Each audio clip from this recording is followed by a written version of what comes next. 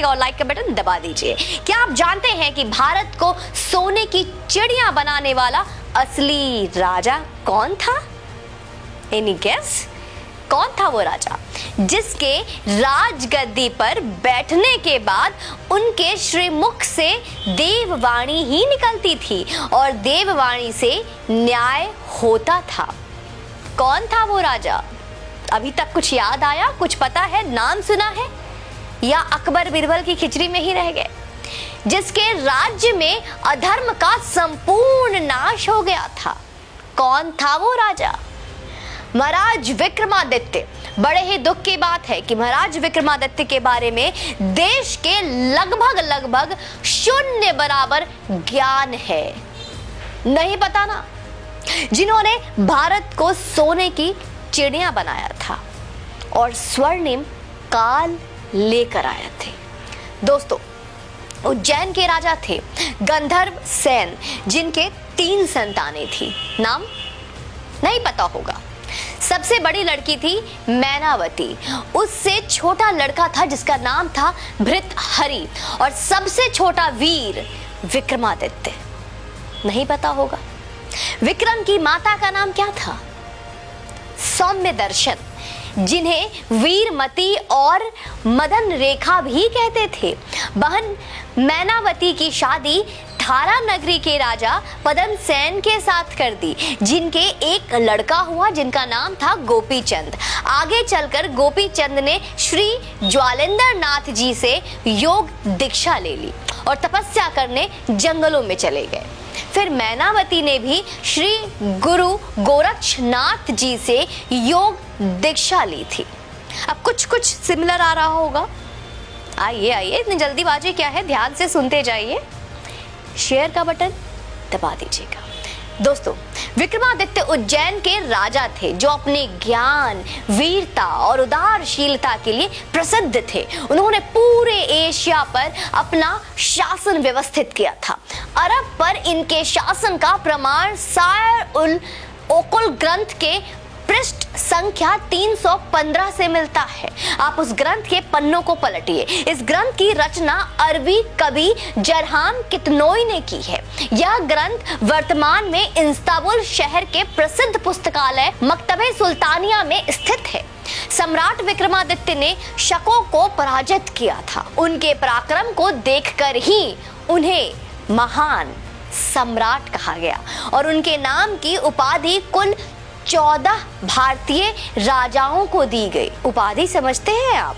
विक्रमादित्य की उपाधि भारतीय इतिहास में बाद के कई अन्य राजाओं ने प्राप्त की थी, जिनमें गुप्त सम्राट चंद्रगुप्त द्वितीय और सम्राट हेमचंद्र विक्रमादित्य, जो हेमू के नाम से प्रसिद्ध थे, उल्लेखनीय है। विक्रमादित्य के पूरे दरबार में नवरत्न रहते थे। कहना चाहिए कि 9 रत्नों रखने की परंपरा का प्रारंभ भी उन्होंने ही किया था। दोस्तों, उनके अनुसरण करते हुए कृष्णदेव राय और अकबर भी नवरत्न रखे थे। सम्राट अशोक के दरबार में भी नवरत्न रखे थे। विक्रमादित्य के नवरत्नों का नाम जानते हैं आप? आइए। नंबर 1 धन्वंतरी, नंबर 2 छिपाका, नंबर 3 अमर सिन्हा, नंबर 4 शंकु, 5 बेताल भट्ट, 6 घट कारपारा, 7 कालिदासा, 8 वारामिहिर और 9 वरुचि।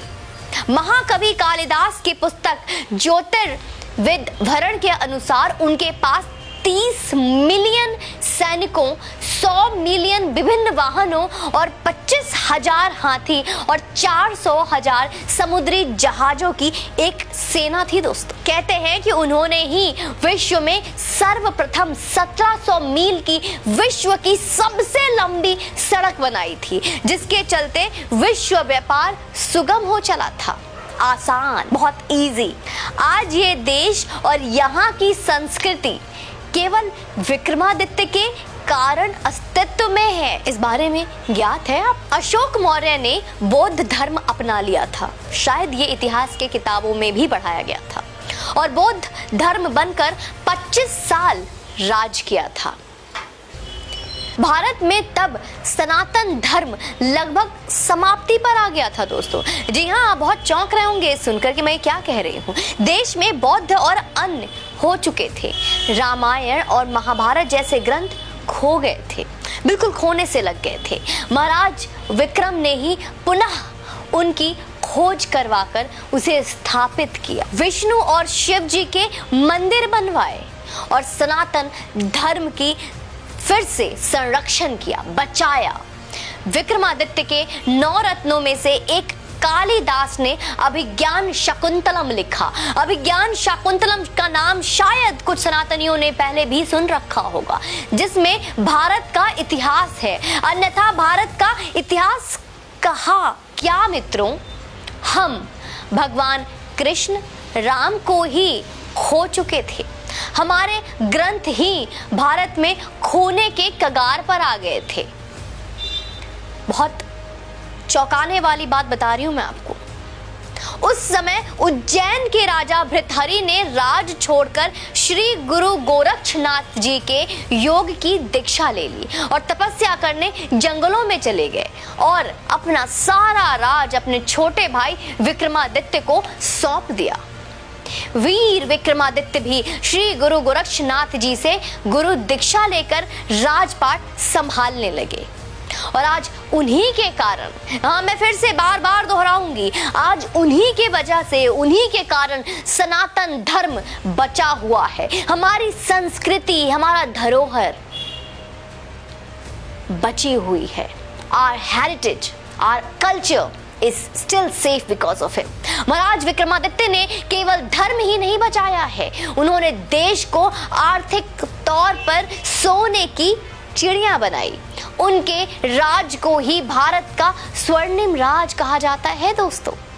विक्रमादित्य के काल में भारत का कपड़ा विदेशी व्यापारी सोने के वजन से खरीदते थे।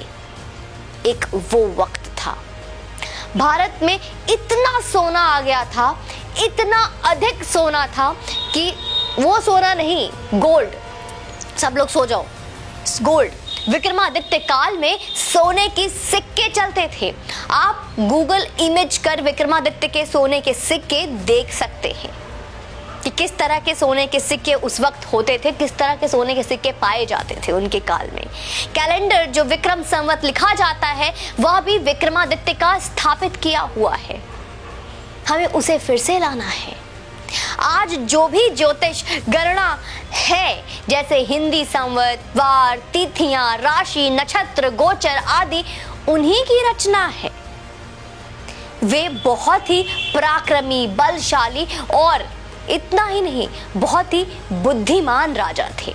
कई बार तो देवता भी उनसे न्याय करवाने आते थे। आप इस बात से अंदाजा लगा सकते हैं। विक्रमादित्य के काल में हर नियम धर्म शास्त्र के हिसाब से बने होते थे। न्याय, राज सब धर्म शास्त्र के नियमों पर चलता था।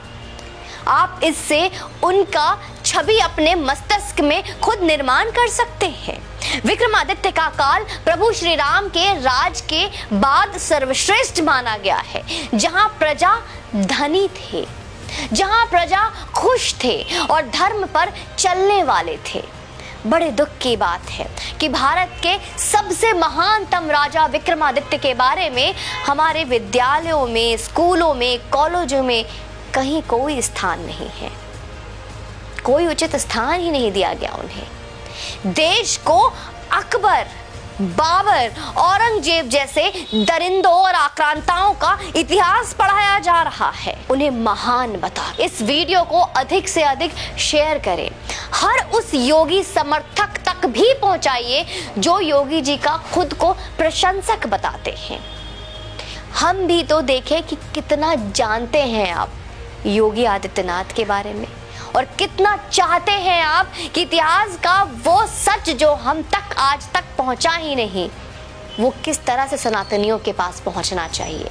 उसकी कोशिश, उसका प्रयास अब आपको करना पड़ेगा। मैं, हमारी पूरी टीम कोशिश करती है ऐसे कई सच को उजागर करने की जिनके बारे में आपने ना पढ़ा ना आपको बताया गया, जिन्हें हमेशा गुप्त और अंधेरे में गुम करने का प्रयास किया गया। आपसे निवेदन करूंगी कि आप इस वीडियो को शेयर अवश्य करें, लोगों तक अवश्य इस वीडियो को पहुंचाएं और अपनी क्षमता, अपने योग्य के अनुसार अपने प्रसन्नता के अनुसार जितना भी आप समर्थन हमें करेंगे, हमारी टीम की मनोबल और दोगुनी होगी और अच्छा काम करेंगे। आप चैनल पे यूं ही बने रहें और अपना समर्थन देते रहें।